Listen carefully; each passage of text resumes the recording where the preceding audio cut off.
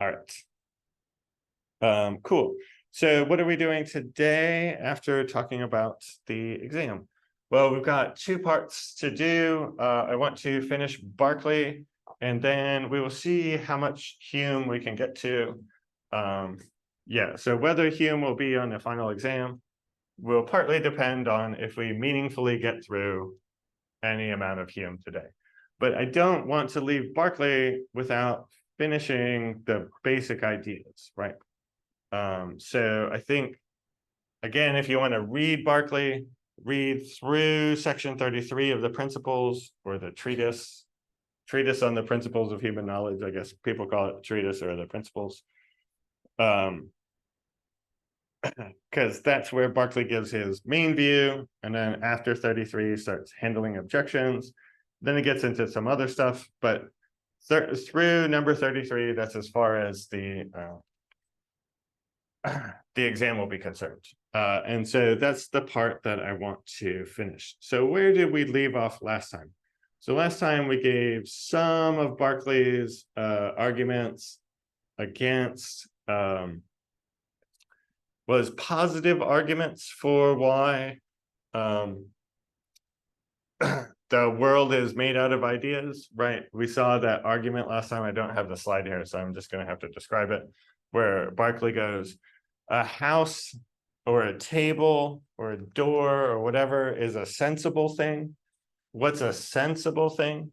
Something that you can feel, taste, touch, smell, and whatnot. But what are feelings, tastes, touches, and smells? They're ideas. Therefore, what is a house? What is a table? What is a door? It's an idea. So we saw some of Berkeley's positive arguments for the world just being made out of ideas. Then we also considered some of his kind of, I was calling them bucket arguments for why everything is a secondary quality, right? So Locke thought hot and cold had to be a secondary quality, because if you stick one hand in the hot water and one hand in the cold water, and then stick them both in the warm water, then one hand feels cold, the other feels hot. It can't be the case that the warm water or the water in the middle is both hot and cold. Therefore, hot and cold are only in you and not out there in the world. And Berkeley gives similar examples where he says, like, suppose I have a coin and I look at it dead on, then it's like a circle. But if you look at it at an angle, then it's like an oval. So it can't be both circle and oval. Therefore, shape is only in you, and shape isn't in the world itself. And Berkeley gives similar examples for motion. He tries to give cases for. And that's where we left off last time. We just had begun Berkeley's explicit argument against material substance. So Berkeley doesn't like he doesn't like the physical world being outside and separate from the mental world. He thinks physical things do exist, but we shouldn't call them physical things because they're made out of ideas, right? So a door is made out of ideas, table made out of ideas. And this world of external physical substance, Berkeley thinks doesn't exist and also is irreligious. And I'll try to explain at the end why he kind of thinks it's irreligious. But he thinks like a good Christian person would not believe in a world made out of tiny little particles that make everything up. Right. And so his argument against material substance, we had these slides last time, but I want to just restart our imaginations so we can remember what Berkeley was talking about. So first he says people are always talking about this substance, this material substance nonsense. Berkeley doesn't use substance, attribute, and mode really for himself. He doesn't consider that. So you might say Berkeley believes in mental substances because he believes there's minds, and he believes in mental modes because he believes minds have ideas. but then he doesn't believe in physical substances and physical modes. But Berkeley doesn't talk like that. He doesn't say, I am a thinking substance. He says, rather, I believe in minds and I believe in ideas, right? And Berkeley thinks substance in the material sense, in terms of physical substance, is a underdeveloped and incoherent metaphor. So he says, if you look at what the Latin words mean, substance means it stands under. And what is the substance supposed to do? Is supposed to support, which is to carry under its attributes.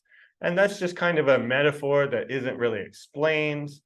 Berkeley says, this is very similar to Descartes' talk about the wax, which is you only see the color, shape, hardness, or whatever of the thing. You don't see the substance. Berkeley's going to say, well, the color, shape, and hardness are ideas, and they're ideas in our mind, and there's not like a substance that's behind it supporting them, right? So Berkeley says, look, all I see is the shape and the color and the hardness and the taste of the table, but I don't see the substance beyond that.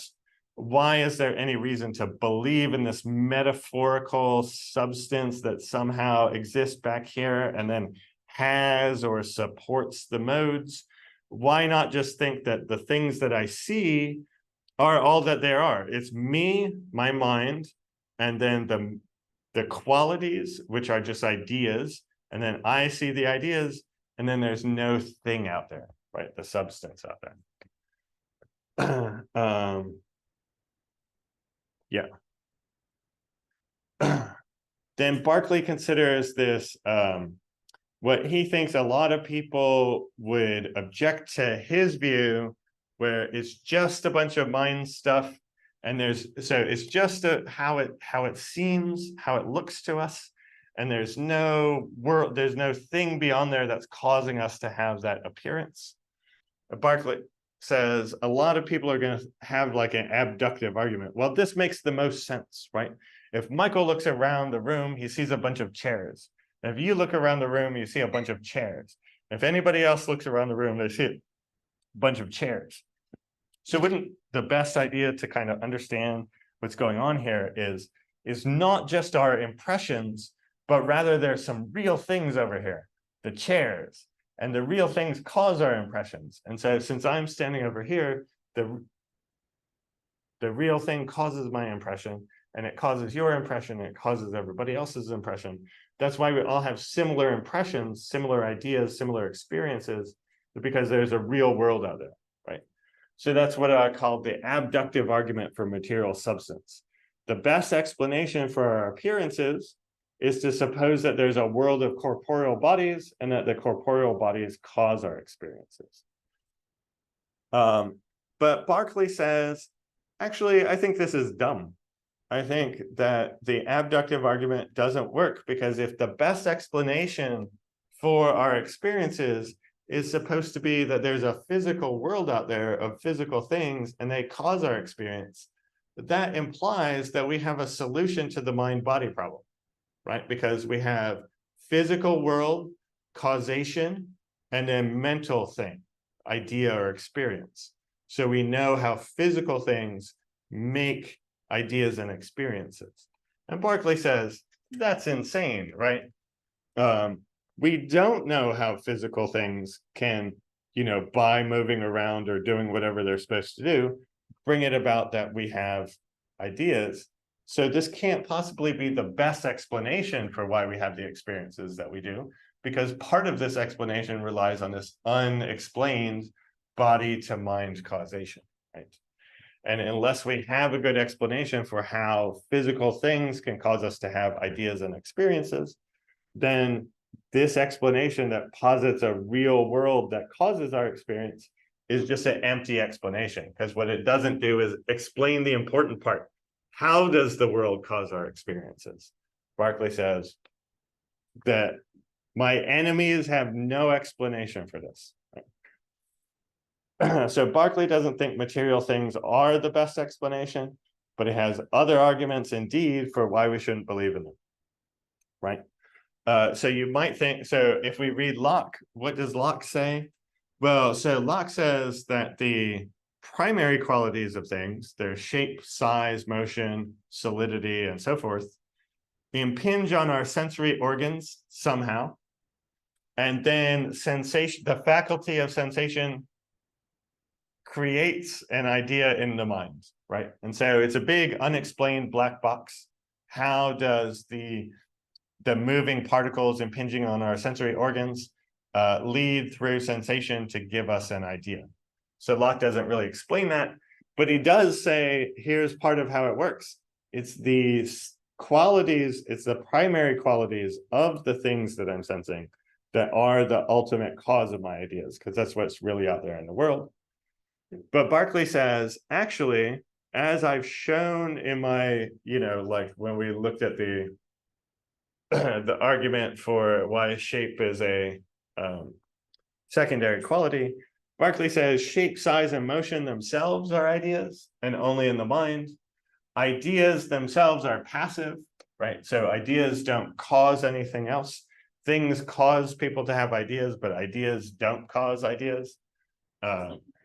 Therefore, shape, size, and motion can't cause a change in our ideas. So it can't be the case that the primary qualities of the physical particles in the world are impinging on our senses and causing our ideas, because the primary qualities of things in the world simply are ideas. That's Berkeley's picture.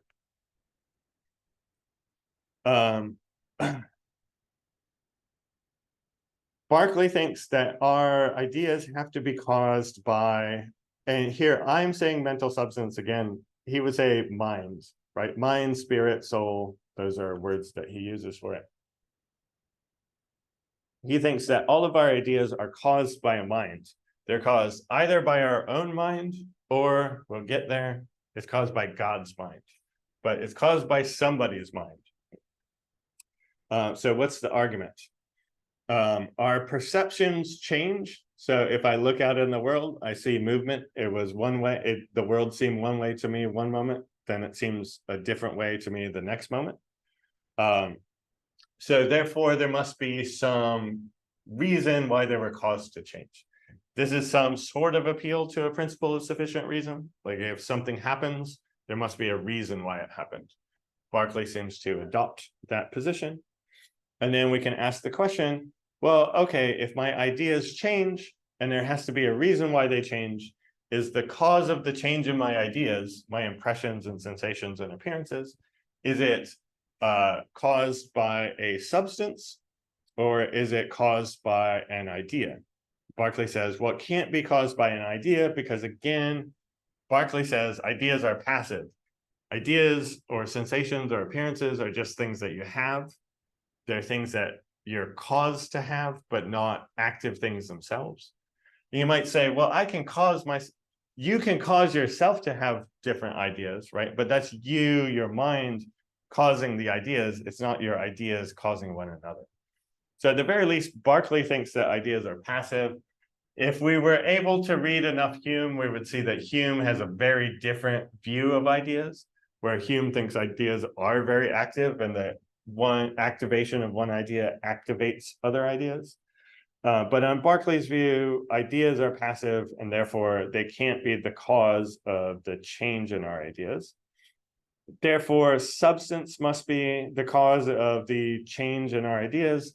Is it corporeal or mental substance? Well, it can't be by corporeal substance, because as we've just shown, the purported features of a corporeal substance can't cause a change in our ideas. Therefore, and then the conclusion is at the top, mental substance must be the cause of our ideas. But Berkeley says, actually, and this is kind of weird, I respect Berkeley for this one, because he is saying, he's not just saying sweeping his problems under the rug. He is saying, well, look, by my own lights and the principles I've articulated, we can't have an idea of the mind, and we can't have an idea of the operations of the mind right, of thinking or willing or wanting. So why is that? So let's look at the argument. So the principal aspects of the mind are perceiving and willing. So this is what Berkeley thinks is you look at the world and you see how it looks. That's one aspect of mental cognition, is perceiving how things are.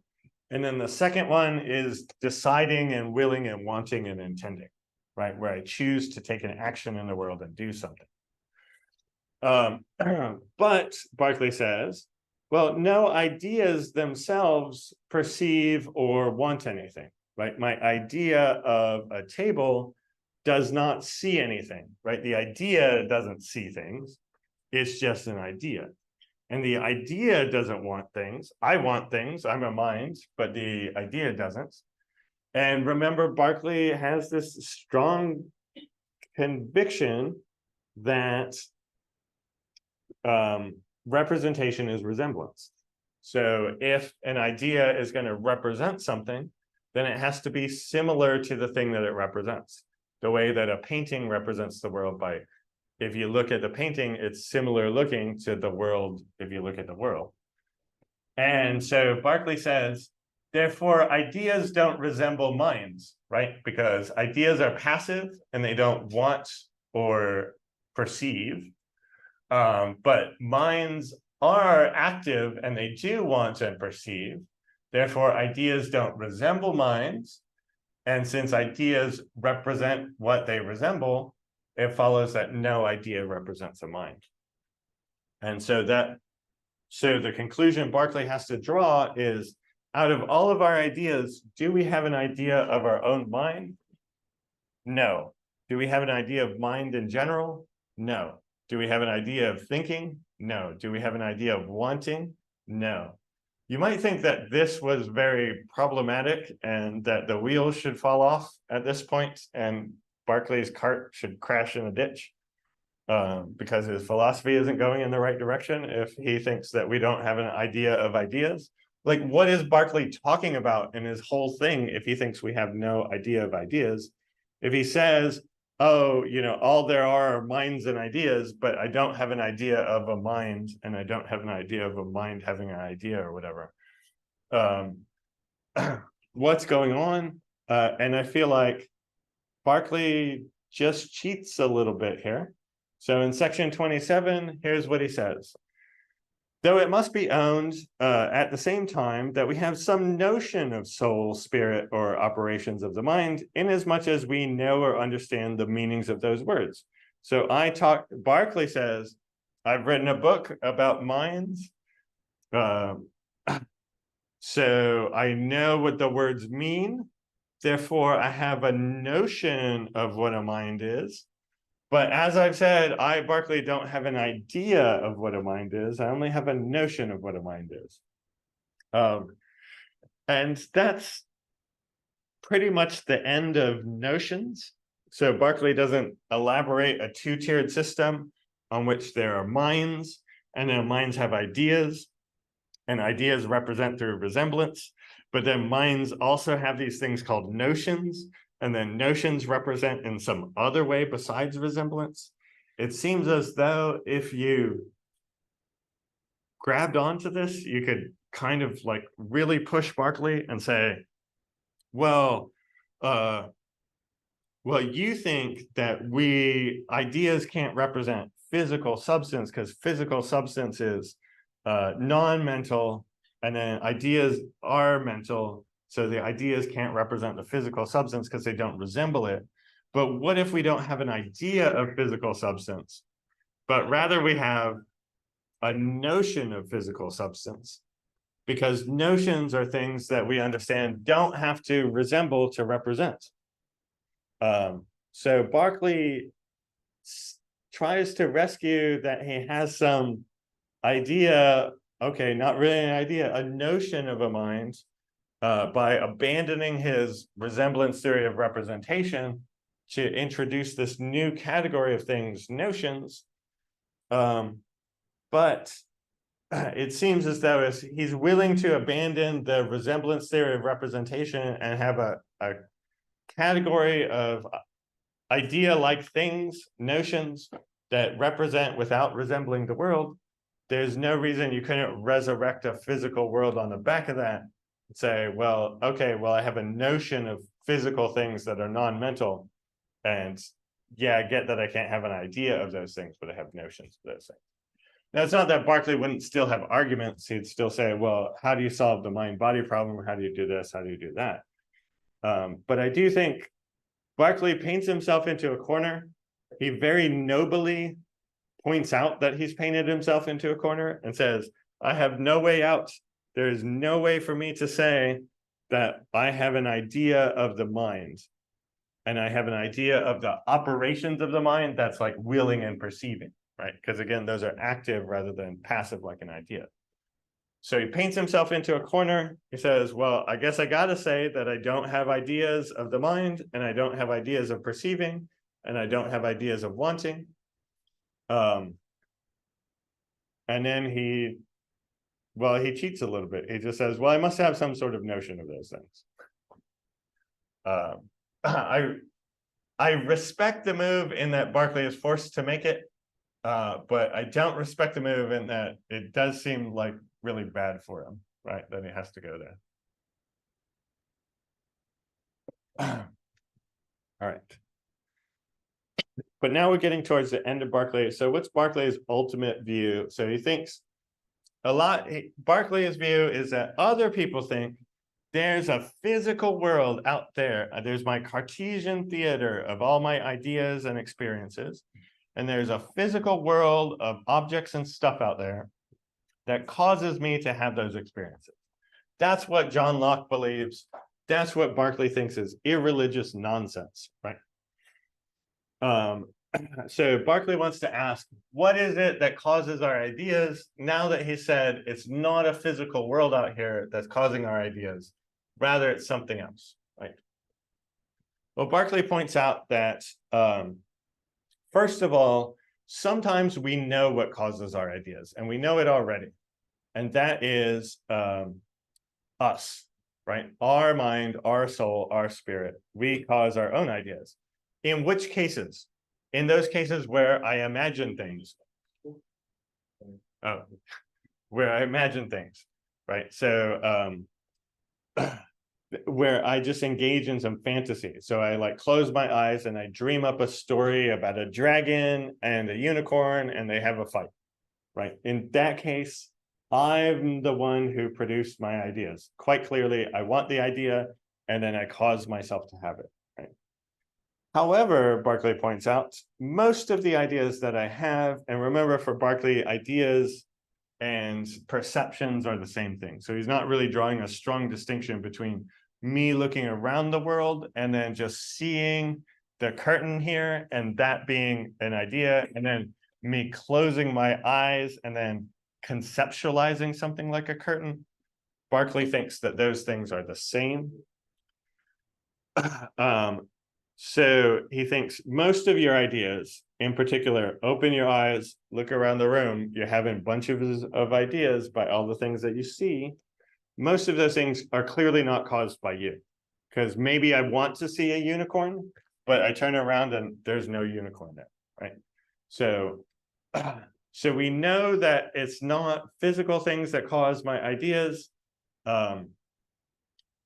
We know that mental substances must be the cause of ideas, and that's the argument that we just went through. Thus, there must be some mental substance that's not my own mind that produces most of my ideas, right? All the ones that I'm not in charge of, like my fantasies, it must be produced by a different mind than me. And that's why I put title up here, Toward God, Step 1, right? So Berkeley says, well, the cause of all these perceptions that I have isn't a physical world. It must be another mind that's not me. Okay, which other mind? And then step 2 here is, let's see. Premise 1, the ideas of sense are more strong, lively, and distinct than those of the imagination, right? So Berkeley points out that if I open my eyes and look around the world, it's very lively and intense, seems so real. Whereas if I close my eyes and I just imagine a unicorn, well, it's pretty cool, but it just doesn't seem as real. It doesn't seem as vibrant. It doesn't seem as distinct or lively, right? So it seems as though whatever's causing my ideas in my mind is like much more powerful than me, right? So I have the ability to cause certain ideas in my mind, but my ideas that I cause are very weak and indistinct. Whereas whatever is causing these other ideas that I'm not in control of has to be more powerful, right? Secondly, the ideas that I cause myself don't seem to have any law-like steadiness or coherence, right? So I can imagine anything happening, right? You drop something, and then instead of falling, it flies up, right? And then sometimes you drop it and it falls down. And sometimes you drop it and it just hovers there, right? What happens in my fantasy can be any which way that I choose. But what happens in the quote unquote real world, the world of my appearance or experience, is very regular and ordered and coherent. And so that also speaks to the author of these ideas that I have. That author seems to be unlike me, where I can't force my own ideas that I come up with to be in some very coherent and ordered, always following these sort of regular physical laws. Whatever mind is causing my ideas of the outside world, or my ideas of the ideas that aren't caused by me, right? There's no outside world for Berkeley.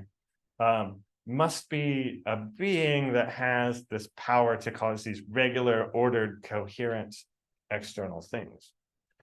So Berkeley says, these facts testify to the wisdom and benevolence of the author of our idea, or most of our ideas, the ones that aren't caused by us, right? So we know that whatever is causing our ideas is a mental substance of some sort that is very, very wise and very, very benevolent, right? It's starting to sound like, I don't know, could be, is it the Christian God? I think for Berkeley, it is, well, I don't just think, it is the Christian God for Berkeley, right? So here's the ultimate picture that I'm going to give you of Berkeley's metaphysics. Here's what stupid people think, according to Berkeley, right? Stupid people think that there is a physical world made of physical stuff that's mind independent and exists apart from us. And then somehow, by some sort of weird magic, the physical world has a body to mind causation, and the physical world causes us all to have perceptions of this table that's out here, right? So because there's a real table in the world, Berkeley gets the idea of the table when he looks at it, and Descartes looking at the table, he gets the idea, and so on and so forth, right? And it's the real physical world that causes our ideas. Berkeley says, that's silly. We don't really understand how this type of causation works. Doesn't make any sense. We know that it needs to be a mental substance out here that's wise and benevolent, that's causing our ideas. So what does the real picture look like? Well, it looks like this.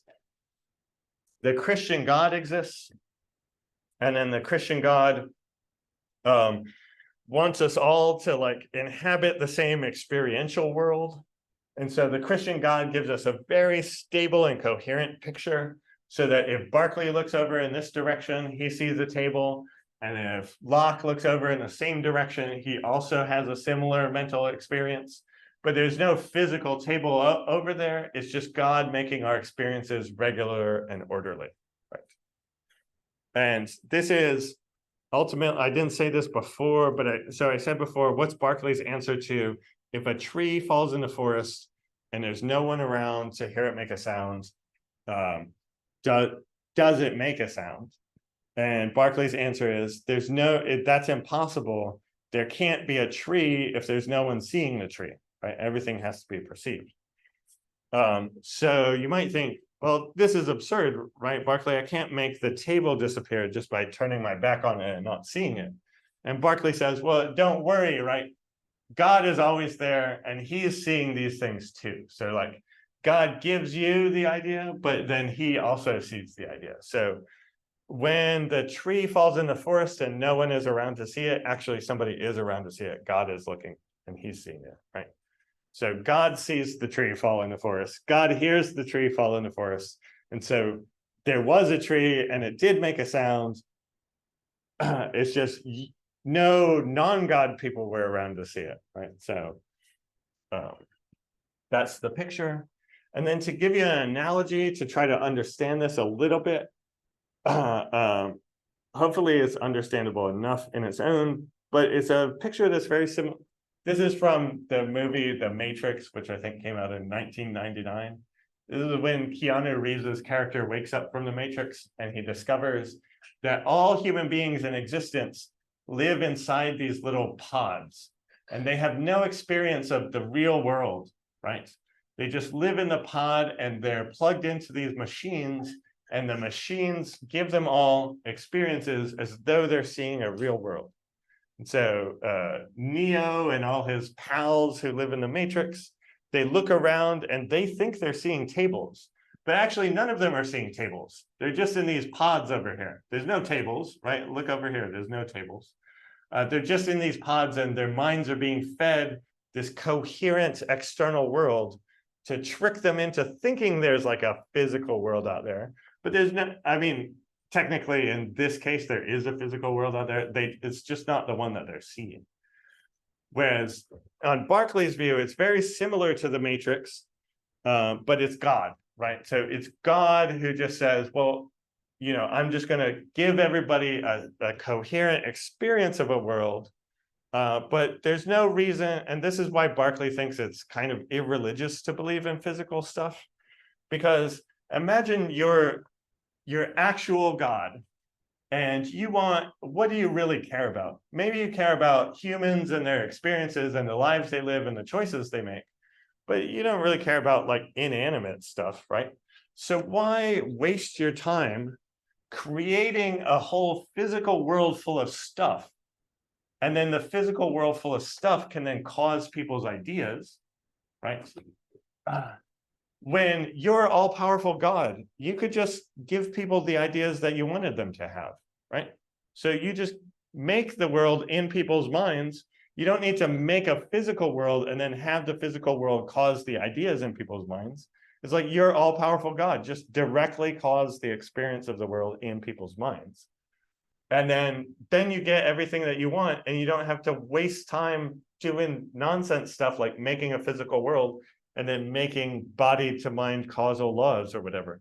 It's just a waste of time. And if that were to exist, like, why would God waste his time like that, right? And so Berkeley thinks it's kind of irreligious to believe in the physical world because God doesn't need a physical world to give us the experiences that we have. And so that's the broader picture of what Berkeley is doing through section 33, right, and the principles. Questions about Berkeley? Yeah, did Berkeley mention anything about like there is a more fundamental layer of reality in which God exists, like in the Matrix? Yeah, so it's not a perfect enough. It's not like we can, there is a further reality and then we could wake up like Neo does and then look around and then say, oh, look, actually, what I was seeing wasn't real reality, but now there is a real reality and I can see it, right? That's definitely, that part of the analogy doesn't work. So Berkeley doesn't think that there's some real further world because he thinks that all of the reality is there's this. So I'm using pictures to represent these people, but this should be Locke's mind, Spinoza's mind, right? And they have minds and ideas, and then there are minds and ideas, right? And the only thing that exists are minds and ideas. And so God's mind is directly causing our ideas. There's no, you can't like wake up from the matrix world that God creates and then go, oh, but the real stuff is over here. Because this is the whole metaphysical picture. There's nothing that's left out. Whereas if you look at the matrix case, right, there's extra stuff. It's not just the matrix that's causing things, but then there's all this other stuff that still exists. Berkeley doesn't believe in that. Other questions about Berkeley?